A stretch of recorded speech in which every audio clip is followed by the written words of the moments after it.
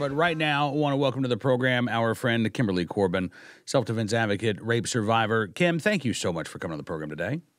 Hi, how are you? I am good. How are you doing? Good. Just getting ready for Christmas. I know it's creeping up. I've got a calendar right here in front of me. And I'm like, really? Is it really like already December 19th? That is crazy. And I have so much Christmas shopping to do still. Yeah, the kids keep a countdown, how many sleeps till Santa comes. And for Mike and I, it's like, okay, here's how much we have left in shopping days. Right? Well, at least I won't let you forget. That's good. Listen, I really do appreciate you coming on the program. I thought Stephen Gutowski is a great writer for the Washington Free Beacon.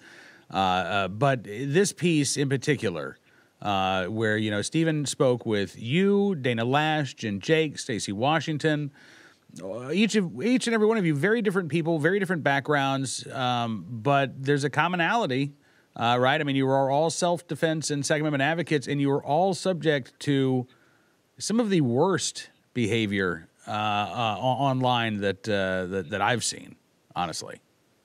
Yeah, it's very sad to see it all laid out there in one article. I mean, it's bad enough when I look at it and I think, okay, this is something that I'm sadly used to receiving. I'm used to reading things like this. I'm kind of subscribing to the don't read the comments way of life. But at the same time, to see that just comment after thread after a harassing message for not just me, but for basically any female Second Amendment advocate is really disheartening, just because we shouldn't have to put up with this. Where are the feminists that are coming out in droves in our defense? I mean, really, it's up to us to kind of band together and say, no, we're not going to stand for this. It's not okay.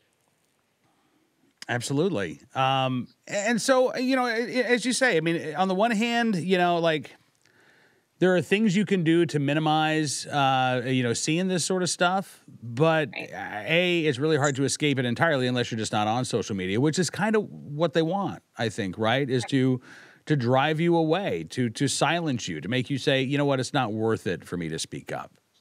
Right. And we've seen that work. There have been advocates that look at this and say, you know what, it's not worth having my life threatened, having my kids threatened. You're looking up personal information and trying to out you. That's not normal. That's not a behavior that we would have seen before the age of social media. And now it just makes it so much easier for people to anonymously type these things from behind a keyboard and to try and terrorize those who wish to use their voices to speak out with an opinion that may not go with the mainstream or may not fit into a perfect little box that they're used to digesting and having be part of what the female persona is supposed to look like. There are plenty of men and women out there, just like myself and the other 3 women that were interviewed for Stephen's article, and we won't be quiet. This is exactly why. If anything, they are making our point as to why we carry. Absolutely. And to that end, I mean, that's the thing. It sounds like every one of you this has made you stronger. This has made you more sure of yourself and what you're doing, and made you more passionate about speaking up. As you say, it's had the opposite of its intended effect. I know that it's probably not going to stop the harassment that you all are facing, but these folks should know that you're not the type of person who's going to be silenced by this. The reason that I have any kind of platform is because I wasn't silenced. It was my job to stand up after I was assaulted and say, this isn't okay.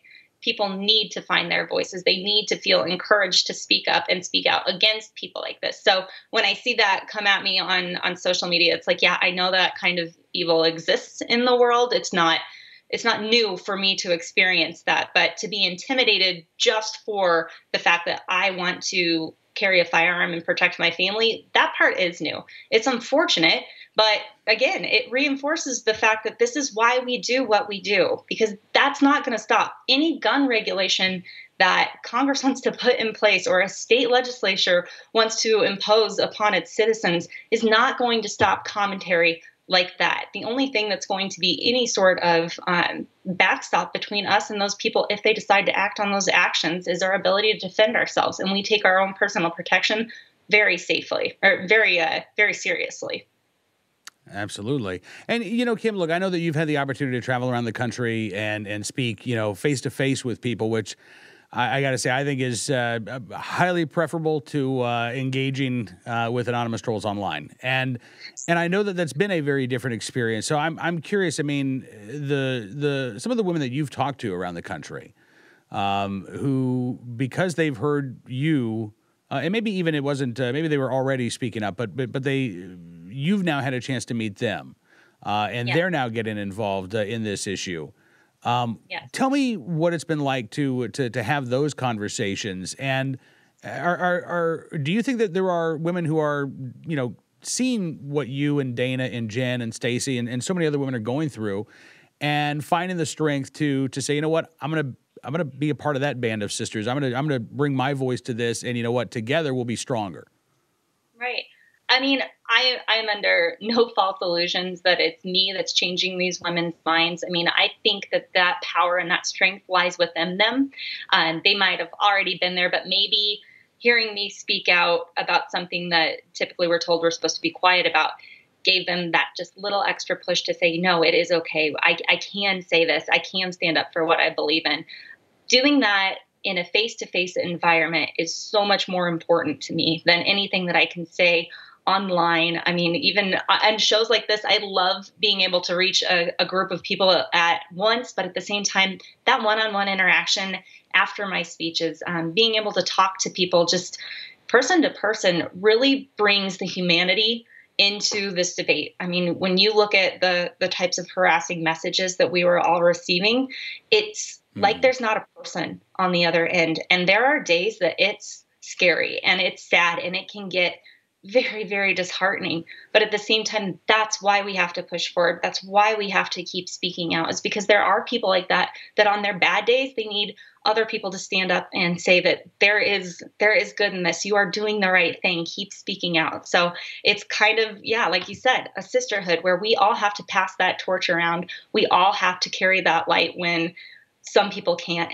And it's, for me, always been about using my voice on behalf of people that can't, or at least helping them until they can find their own voice and exercise their own story and take advantage of all of the things that this country has given them as a right.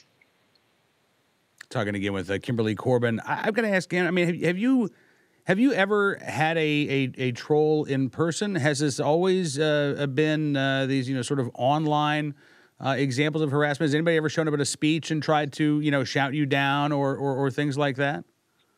Yeah, it's happened. I never draw attention to it. I never promote it. I'm not a provocateur, in case you didn't already gather that. I'm not the person that goes to campuses and tries to drum up arguments, because anybody that has seen me speak live knows that my message is meant to impact everyone, not just some people that are in support of the Second Amendment, not if you're a conservative, not if you're a liberal. It's for everybody, and I don't want to turn people off.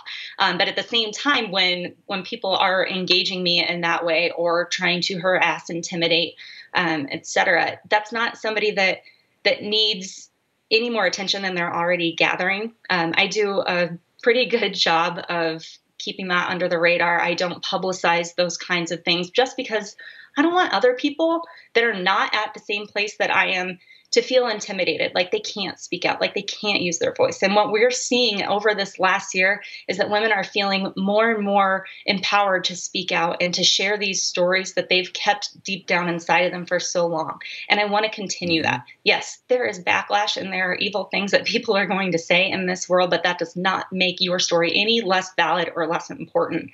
That's the message that I want to keep trying to share. Kim Corban, listen, anything we can do to help you and empower you in delivering that message, you let us know, all right? Just keep speaking out. If you know of campuses that want to host for the spring or summer, definitely send them towards my website. It's kimberlycorban.com. But I just thank you guys for being a place that continues to fight for our freedoms. Oh, absolutely. Listen, I've got 2 campuses just a couple of miles from where we do our show here, so I'm going to just, send a little email to some of these student groups, and maybe we can have you here in Farmville, speaking of Longwood University in the spring. Yeah, put a bug in their ear. I'll actually be out there at the end of January, so I'd love to visit there. Oh, fantastic. All right. Well, listen, Kim, thank you so much. Very Merry Christmas to you and yours, and I look forward to talking to you again very soon. You too. Have a good one.